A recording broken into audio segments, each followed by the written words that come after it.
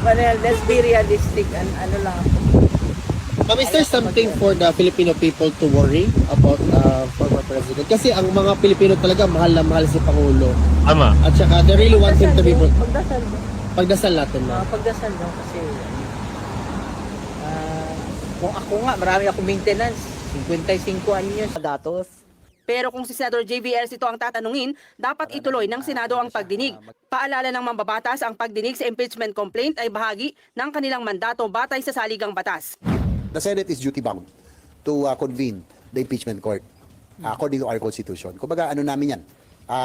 Responsibilidad po namin yan. Sa personal niyang pananaw, ayaw niya sa impeachment dahil malinaw na politically motivated ang kaso at maraming problemang mas dapat unahin ang mga lider ng bansa. Tinansmit ng House of Representatives. Wala siyang authority, kaya usurpation ang nangyayari. Kung sakali mong ito'y nai-adapt yung resolution sa floor. Pero kasi sige po. Senate yung magdi-dismiss. Iba yung personalidad ng Senate at As the an legislative impeachment body. court. Ibang-iba to kaysa sa Senado bilang impeachment court. Yes. Magandang hapon muli sa ating mga kasama. Nandito na naman si Kuya Goods nagbabalik. At syempre, kung di ka pa nakasubscribe sa ating channel, pa-subscribe na lang po at hit mo na rin yung bell para lagi kang updated sa ating mga video. Ito na ho, ang dilubyo ng mga ICC judges. 4 na judge ng ICC kulong. Totoo kaya ito? Para kay Bibi Duterte, i-release ayon sa Dutch law. Nako, eto na. Kaya sabi ko sa inyo mga kasama, makibalita tayo dito sa ICC kasi ang hinahangad natin ay makauwi si Tatay Digong. Yan po ang hiling ng ating kababayan. Sa nakararami lang At doon sa mga ayaw ng mga taga... sorry meron ho nag-comment sa atin. Wag natin gamitin ang salitang taga mountain kasi daw po taga mountain po sila. Parang hindi raw po maganda pakinggan na tinatawag na taga mountain. Sorry po. Sorry po ng marami, hindi ko po sinasadya. Kung kayo po ay nasasaktan, pasensya na po kayo. Gagamitin na lang natin ang terminology natin dito sa mga bakulaw at taga-mountain. Sa mga taga-mountain, umayos kayo. Dahil nadama yung mga taga-mountain sa inyo. Iyak na naman, mga taga-mountain. Iyak na naman. Wala na kayo inatupag, kundi magngangaw-ngaw. Pero nakapag-like ka na ba? Siyempre, i-like mo muna yung video natin. Samahan mo ng share, mag-subscribe ka na rin at i-bell all nyo para meron kang notification every day. Kulong ang 4. Yan ang sigaw. Panawagan ba ito? O bagong sanction ng US versus ICC official? Kinundina na. Naku, ano ito? Pasok! Mukhang panibagong dilubyo na naman ang Ayan na. harapin ni BBM at ng ICC. Yan. May panibagong parusa na naman na ipinataw ang US sa mga opisyal ng International Criminal Court. Agoy. Totoo kaya ito? Sanction na binitawan ng Amerika para dito sa 4 na opisyales o 4 na judges ng ICC. Buti nga. Buti nga sa inyo. Ano pang say nito? Goodbye na, Tatay Digong sa dahig. Balik Pilipinas na. Sana, ibalik nyo na ang aming presidente. Sana lang, talaga lang, pagbigyan nyo na ang hiling ng aming kababayan. Inon din na naman ng International Criminal Court ang bagong sanctions ng United States laban sa 4 nilang judge. Kabilang dito, sina Second Vice President Rene Adelaide Sophie Alapini Gansu ng Benin, Judge Solomi Balungi Bosa ng bansang Uganda, Judge Luz del Carmen Ibanez Carranza ng Peru at Judge Betty Haller ng Slovenia. Buwelta ng ICC, ang hakbang na ito ay clear attempt para i-undermine ang kalayaan ng International Judicial Institution. At para pa sa kumpirmasyon, U.S. Secretary of State Marco Rubio unveiled new sanctions to target the International Criminal Court for its attempts to investigate the United States and Israel for alleged war crimes. Thursday's sanctions were imposed against 4 ICC judges under an executive order signed by President Donald Trump authorizing punitive measures like sanctions and possible entrance ban. Meron na ho, may pirma na. Oo, doon ito sa mga judges nasasangkot dito sa kasi naman, pero sana ibigay nyo na rin yung paglaya ng aming presidente. At sana aksyonan na rin to ng Pangulo ng Amerika. Magbitiw na siya ng salita. Napalayain ito si Tatay Digong. Dahil inaasahan ng aming kababayan, ano na hong petsa ngayon? From March, April, May. 3 buwan na si Tatay Digong dun. March, April, May, June. Sa June 10 or 11, 3 buwan na po si Tatay Digong sa dahig. Kaya gusto namin magkaroon na rin ng paglaya ito. Pansinin nyo, 80 years old na si Tatay Digong. Kumpara yan sa mga bata. Hindi ho kakayanin yung lamig. Hindi ko lang alam kung winter pa rin sa dahig. Yung lamig lang ang tatalo kay Tatay Digong. Siyempre yung pagkain pa rin. Iba ang pagkain doon. Although may tagaluto siya, pero kailangan makasama niya yung kanyang pamilya. Hindi ba kayo naaawa sa dating Pangulo? Okay, ikaw nakaupo ka, dapat gumawa ka ng paraan kasi kayo lang ang nagpagulo. Pinagulo niya lang ng pinagulo. Pinuremote mo pa, si Hire. Ang bilis, ano? From 1 star to 4 star. Ang galing. Ang galing! Sipin niyo mga kasama, dahil lang sa pang-aaresto, sa kagustuhan ng namumuno, arestuhin ang gusto nila, mabilis na promote ito si Hire. Pero meron hong nag-question. Dapat hindi raw PNPA ang maging chief of staff. Dapat taga-PMA. Sino nagsalita niyan? Yan. Yan ang ating alamin sa mga susunod na Kasi ganito yan. Merong batas o parang merong sinusunod na rules na kailangan sa taong ganito, sa taong ganon, hindi na pwedeng o hindi pwedeng magkaroon ng chief of staff na galing sa Philippine National Police. Kailangan galing sa Philippine Military Academy. So, yun ang pag-uusap dun Pero, abangan natin, baka mamaya magkaroon pa rin usapin dyan at hindi lang yan. Yung hihika, pag sasaliksik ng ebidensya kung bakit minadali ang pag-aresto kay Tatay Digong papunta sa dahig. Yung 5, iabangan natin yan kung ano yung istorya dyan.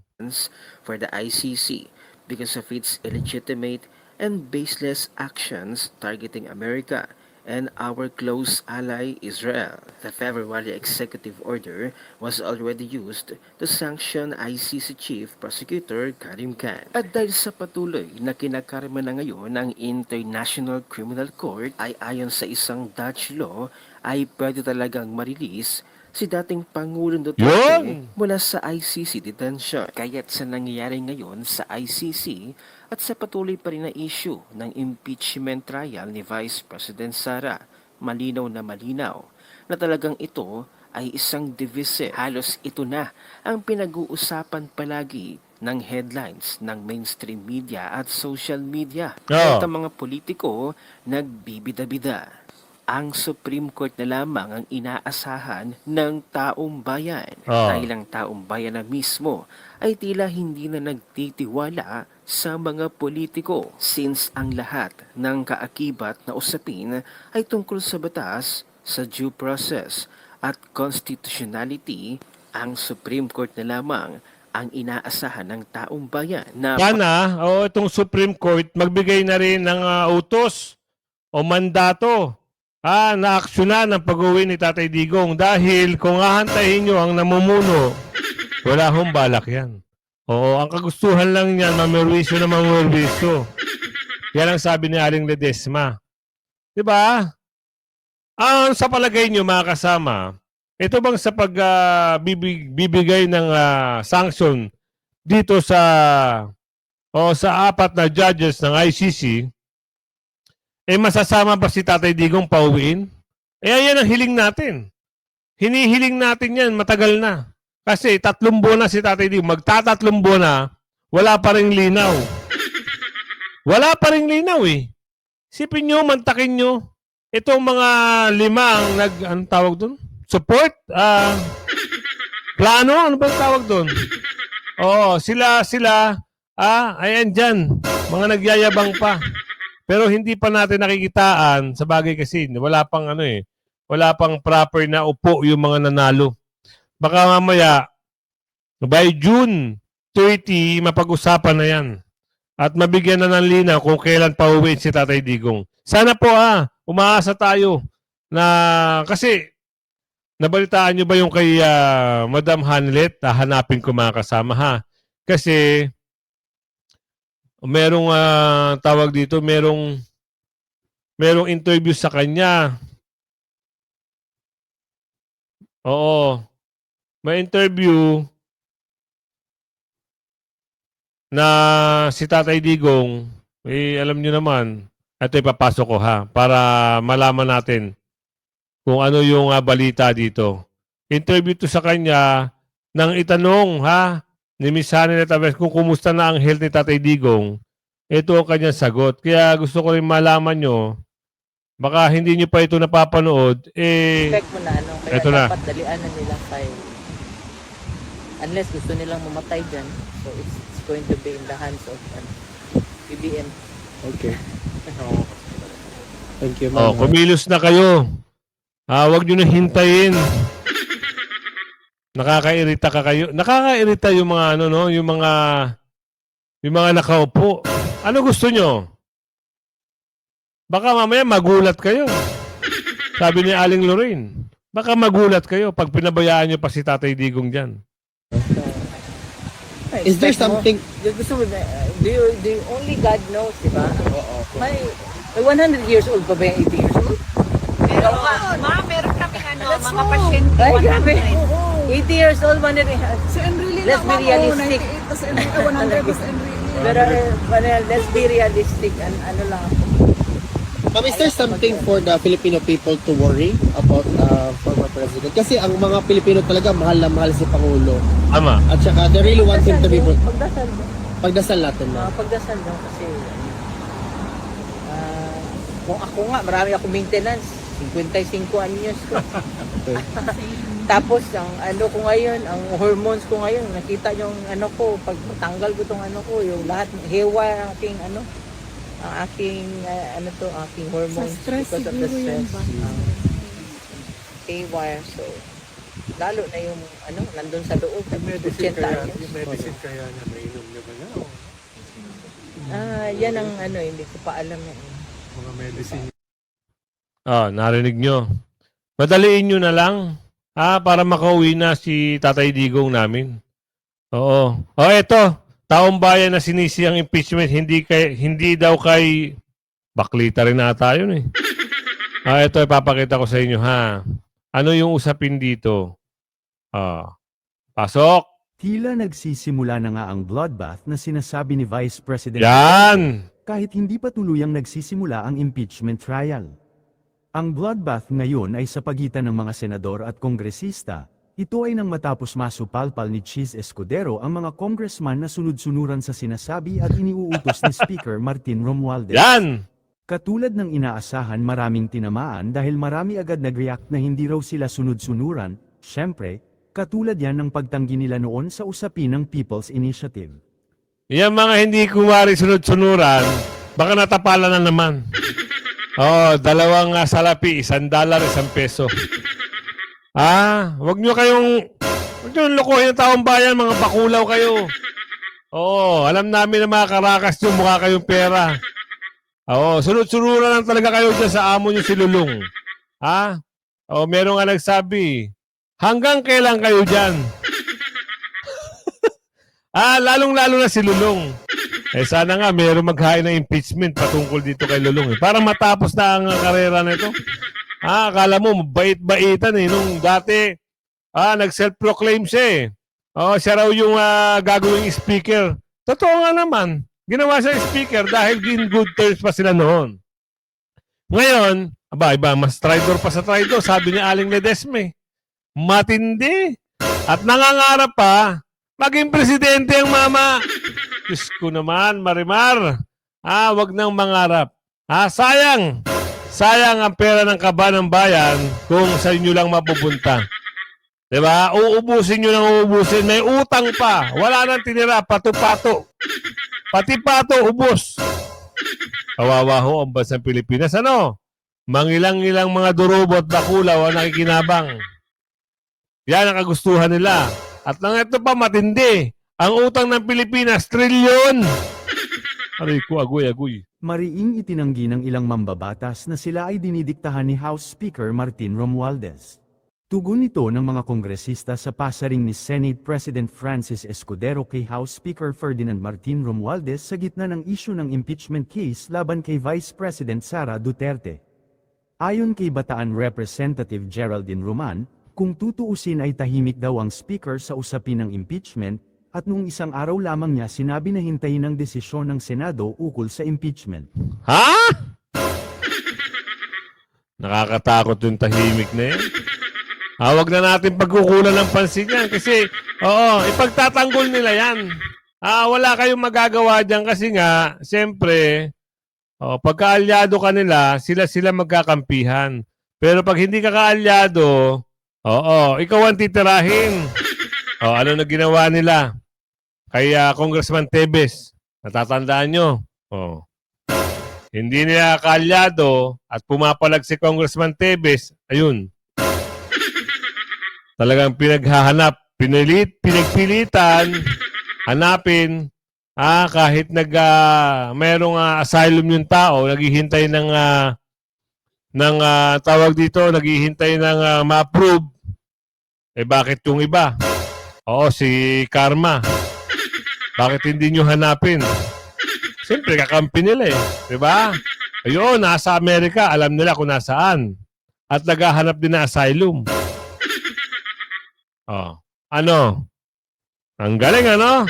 Dinihin si Tatay Digong. Ang kapalit saan? Ang saklap. Dati mong amo, pinagkalulu mo. Mabago lang tayo kasi yun ang katotohanan Ngayon, asa si Karma? Wala. Andun sa Amerika. Pero hindi pa tapos yung investigasyon, Diba? Senador Roman, nakalyado ng administrasyon na isay basura ang impeachment case laban kay Vice President Sara Duterte. Yan ang good news. Senador Amy Marcos, hindi valid ang impeachment case na isinampa ng mga kongresista laban kay VP Sara at hindi rin ito matatapos sa 19th Congress dahil kakapusin na ng panahon. Mayan Corbera, detalye. Mayan. Hindi lang umano ang tinaguriang Duterte Black sa Senado kundi mga senador na kaalyado ng administrasyon ang gustong maibasura na ang impeachment case laban kay Vice President Sara Duterte. Yan ang inamin ni Senador Amy Marcos matapos ipaikot ni Senador Ronald Bato de la Rosa ang resolusyon na humihiling na tuluyan ng i-dismiss ng Senado ang nakapending na reklamo laban sa Vice Presidente. Naniniwala si Marcos na may ilang senador na ganito rin ang gusto pero tumanggi siyang pangalanan ang mga mambabatas. Mismo yung admin, sa palagay ko, interesado na mawalang bisa na yan kasi kinakabahan din na matalo. Aminin natin. Yun lang ang suspecha ko. So, ma'am, basta na lang yung... Di ba mas mahirap, mas nakakahiya kapag nagkaroon Talo. ng Tama. matalo. Totoo naman. Lamang, ang duda ko, hindi lamang ang sinasabi o tinatawag na mga Duterte ang interesado sa pag-dismiss. Ang pakiramdam ko, mismo ang administrasyon ay may mga grupo na nagsasabi na wag nang ituloy at baka mapahiya lang sa numero. Pabor si Marcos na maibasura ang reklamo dahil hindi rin naman ito matatapos sa loob ng 19th Congress. Itong session days na lang ang natitira sa 19th Congress na nakatakdang mag-adjourn sinidya sa June 13. Para sa akin, wala na talagang panahon para sa trial. Dapat ibasura na kung gusto talaga ng House of Representatives. Wala namang problema. Pwede silang magpila ulit subject to the one-year ban. That seems very, very clear to me. Naniniwala naman ang senador na hindi valid ang impeachment case na isinampa ng mga kongresista laban sa pangalawang Pangulo. Yan ay dahil may 3 naunang impeachment complaint na naihain sa Kamara noon pang December 2024 pero ang inakit lang ay ang ika-4 na impeachment complaint na ipinasa sa Senado noon lamang huling sesyon ng Pebrero. Yung validity mismo na pagpapadala ng House of Representatives sa amin, kine-question ko Kasi bakit ganon? Postpone sila ng postpone, tapos hinuli talaga sa last day. Tapos kami ang sisisihin nagde-delay. Tama. Teka nga, tignan ninyo yung mga datos. Pero kung si Senador JV Ejercito ang tatanungin, dapat ituloy ng Senado ang pagdinig. Paalala ng mambabatas, ang pagdinig sa impeachment complaint ay bahagi ng kanilang mandato batay sa saligang batas. The Senate is duty-bound to convene the impeachment court according to our Constitution. Kumbaga, ano namin yan? Responsibilidad po namin yan. Sa personal niyang pananaw, ayaw niya sa impeachment dahil malinaw na politically motivated ang kaso at maraming problemang mas dapat unahin ang mga lider ng bansa. Pero ngayong nakahain ng impeachment case, dapat daw talaga itong harapin ng Senado. Ako hindi pabor that time na sinabi ko kasi nga, ang dami nating pressing problems. Ang dami nating kailangan habulin. But in case, eto na, talaga namang itutuloy naman itong impeachment whether we like it or not. As I mentioned, we are duty-bound. Sana matapos agad. So we can, whatever the decision is, whatever the verdict is, I hope we can go back to our normalcy as soon as possible. Mahaba-haba at marami-rami tayong habulin. Idinipensa naman ni Ejercito ang liderato ng Senado sa mga batikos na dinidelay at dinidribble ang impeachment dahilan kaya hanggang ngayon hindi umuusad sa Senado. Kasalanan niya ito ng Kamara dahil sila mismo hindi agad ipinasa sa Senado ang Articles of Impeachment. Sa ngayon, ang malinaw niya ang 20th Congress na ang magdedesisyon kung itutuloy ang impeachment trial o hindi. Ano pa mangyayari? Wala na. Yung ibang senador nga nagsalita na eh. Di ba? Dismayado. Naku, meron pang dismayado dito. Yung proyekto ni Tatay Digong hindi pinagpatuloy. Adios mio Marimar. Ano nangyari sa pondo? Alam ko na budgetan na yun eh. Nakaalat na yung budget dun eh. Sino rin na magsasalita rito? Si Senador JB na rin. Senador, bakit ka dismayado? Bakit hindi nila pinagpatuloy yung nasimula ni Tatay Digong? Baka meron namang problema. Disbayado si Senador JV Ejercito sa pagkakabinbin ng mga malalaking railway projects sa ilalim ng na anya'y nagpapabagal sa pagsulong ng bansa at pagsasakatuparan ng mga proyektong nasimulan sa Build, Build, Build program ni dating Pangulong Rodrigo Duterte. Narito ang balita. Ayon kay Senador JV Ejercito, tila nabalang at napabayaan ang mga malalaking infrastructure project na isinusulong sa ilalim ng Build, Build, Build program ng Administrasyong Duterte. Partikular na ang South Long-Haul Railway patungong Bicol at ang Mindanao Railway System. Sa isang press briefing, sinabi niya na kung mabibigyan ng pagkakataon ay papaabot niya mismo kay Pangulong Ferdinand Marcos Jr. ang kanyang pagkadismaya sa usad-pagong na implementasyon ng mga proyektong ito. I'm hoping that itong last 3 years, ang daming political noise, ang daming ganap ngayon, but doon ako frustrate kasi we have a lot of catching up to do. Ang dami nating problema, ang dami nating kailangan gawin para makahabol sa ating mga Asian neighbors, para maging... Wala na, Senator JB. Bakit? Wala na atang pera eh. Oo. Baka mamaya ubos na eh. Yung pondo, baka sinabi lang yun, sabi ni Aling Lorraine. Pero wala naman talagang pinaglagyan. Ano sa palagay nyo? Ano sa tingin nyo? Kayo mga kasama na nanonood sa akin, ano sa palagay nyo ang mga bagay-bagay? Bakit hindi natuloy yung project? Ako, sa palagay ko, baka mamaya hindi ako mapalagay. Ubos. Ang pondo ay inubos. Walang tinira. Umutang pa. Aroy ko. Eto, mas maganda to. Senator Ping Lacson, impeachment trial issue and new PNP chiefs to interview? Naku, ano naman kaya ito? Kayo ba ay nasisiyahan sa bagong chief ng PNP? Sa palagay nyo? Comment mo sa comment section. At ano ang pananaw ni Senator Ping Lacson sa impeachment? Tignan natin.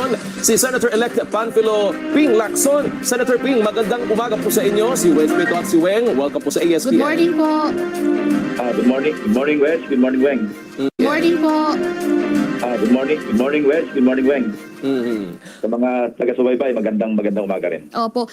Senator, alam namin kasama uli kayo sa sa 20th Congress. Pero ngayon pa lang medyo nagiging controversial na po ang Senado, especially dun sa issue ng impeachment laban kay Vice President Sara Duterte. And recently nga po may lumabas na draft resolution para sa de facto dismissal nitong impeachment. Nakarating po ba sa inyo itong draft resolution na to? Although hindi pa naman talaga kayo formally nakakaupo as a senator. Oo, may nagpadala sa akin ng soft copy actually nung araw na umiikot ito. Nagpadala ng kopya nung unnumbered, undated at saka unauthored walang may akda na iniikot nga sa Senado, sa mga opisina ng mga senador, naghahanap ng kaukulang signatures. Initially, nagduda ba kayo dun sa authenticity nitong draft? Hindi, kasi taga-Senate ang nagpadala eh. Kaya wala akong pagdududa. By the way, hindi ako yung nagsiwalat nito, no? Kasi na-interview lang ako ng isang station na may hawak din kopya. Kinonfirma ko lang na ako may kopya rin. Kaya lang, yun nga, soft copy. At halos hindi ko pa nga nababasa eh. Dahil mahirap i-download. Mabigat yung data. Pero isang draft lang po ba ang naiparating sa inyo? Kasi may mga kumakalat, 3 version daw po itong resolution na to. Walang ibang version. Isa lang yan. Isang draft resolution lang. Ang masama kasi, Weng, kasi kung merong, assuming na ito'y na-file, nagkaroon ng numero, merong pumirmang mas isang senador, di papasok to sa plenaryo. I-refer sa committee, magkakaroon ng committee report, pagkatapos magdidebate sa floor. Kung sakaling na-adapt, effectively, ang masamang kahinatnan nito, nag-usurp yung Senado sa constitutional duty o function authority ng impeachment court. Kasi yung legislative body, yung Senado bilang legislative body, wala silang business para mag-render ng desisyon tungkol sa isang impeachment o sa articles of impeachment na tinansmit ng House of Representatives. Wala silang authority, kaya usurpation ang nangyayari kung sakali namang ito'y nai-adapt yung resolution sa floor. Pero kasi sige po. Senate yung magdi-dismiss. Iba yung personalidad ng Senate as a legislative body. Ibang-iba to kaysa sa Senado bilang impeachment court. At walang pakialam. Ang action lang na pwedeng i-take ng Senado, i-convene yung impeachment court kasi sila rin yung members ng impeachment court as senator judges. Pero wala silang pakialam na maggawa ng desisyon para i-dismiss o kaya kung ano mang desisyon. Maski mag-act sa mga kung may motion man. Wala, absolutely none. Kasi alam namin naka-experience na din po kayo ng impeachment, di po ba, Senator Lacson? So, itong mga nangyayaring ito po, how would you compare the process dun sa pinagdaanan ng mga impeachment hearing na nag-participate kayo? Ibang-iba kasi noon merong ample time eh. Nung tinansmit yung articles of impeachment, talaga mahaba yung panahon para makapag-prepare yung Senate. In this case, gipit na gipit din yung Senado. In fairness to the Senate, kasi parang matagal lang pinaghintay na i-file na impeachment complaint, matagal yung naging action din ng House of Representatives. Ang reason, hindi natin alam. No? We can only speculate. Tulad ng ginagawa spekulasyon ng iba't ibang kampo. No? Pero yun nga, kulang na yung panahon. Pero may pagkukulang din ng Senado. Kasi nung na-transmit ito sa kanila, dapat man lang, at the very least, ni-refer ka agad sa Committee on Rules. Yes. Pero, Senador, wait lang last minute kasi. Oo, last minute bago mag-recess ang Kamara, biniglaan nila kasi si SP. Kaya medyo nagalit siguro si SP. Si Mamang Quezon. Pero kung pagkukulang, siguro wala namang pagkukulang kasi late na pinasa. No, yun lang ang aming reaction doon. Kung siguro may pagkakamali ang Kamara, sila ang dapat sisihin. At saka maling-mali din ang Kamara eh. Oo, bakit si BP Sara ang gusto lang impeach? Bakit si BP Sara ang gusto lang patalsikin samantalang maraming kumakaban sa kaban ng bayan? Yun! Dapat yun sila magukul ng pansin ginawa, kinampi-kampihan nila para lang sa mga Duterte. Sino ba umubos ng flood control? Diba? Marami pa nga napahamak na tao dahil yung flood control dyan sa Bicol nagkawindang-windang. Pero walang bakal. Mantakin mo, walang bakal. Puro semento. Ano ba yun? Diba? Isipin nyo nga. Sa ganon, nagkaroon na ng nakakuha na yung jurisdiction at meron naman sapat na panahon para mag-constitute na yung Senado into an impeachment court at para mag-proceed na yung trial. Hindi ko rin alam kung bakit inabala ng husto at ngayon from June 2 naging June 11. So 3 session days na lang naiwanan. Sabihin na natin hanggang Friday kasi pwede naman mag-extend hanggang tatlong araw ang session. No? Hindi ko sigurado ngayon kung sa CNG mag-a-apply yun. Sino ang dapat sisihin? Senador, si Ping Lacson, si Chis Escudero, ganun ba yun? Kasi nga, merong ginawa si Quezon na dapat unahin. Isipin nyo nga dapat unahin yung priority, hindi naman impeachment. Mukhang akala namin ayaw niya sa impeachment. Akala namin buong akala namin pero dito pala parang nakikitaan namin sa bagay, wala tayong magagawa. O part siya ng alyansa. Tignan natin sa mga susunod na panahon na kung ano yung stand nito ni Senator. Ngayon, ang problema natin, lalong makukomplicate pa yung sitwasyon, yung issue, yung legal issue. Kung halimbawang hindi makapag-convene yung Ang Senado as an impeachment court. Why? Kasi yung usaping magko-crossover ba o hindi, ano yung court na magko-crossover kung walang Kung court? walang na-concept. Yeah, another legal issue that we may have to contend with, ano? Kasi ang pag-usapan ngayon, di ba ang isang issue, kung pwede ba mag-crossover sa 20th Congress yung trial. Pero kung natapos ang 19th Congress, nag-synergy adjournment, at pagkatapos walang court na na-constitute, ano yung crossover mo? So, Basura na. Ganun lang. Oo, tigil na kasi. Para wala nang pag-usapan, wala nang trial, wala nang kung ano-ano pa dyan, magtrabaho na lang na maayos. At ibasura yung impeachment. Ganun lang kasimple. Sobrang komplikado. so meaning po, Senator, mag-a-apply yung back to zero, yung impeachment, pag nagkataon. Maghintay sila na 1 taon. Huwag nyo apurahin. Ibabasura apply uli. Hindi, next year na. Kaso nga lang problema, tignan natin kung sino nga yun na malakas. Number gaming nga ito. Kita nyo naman.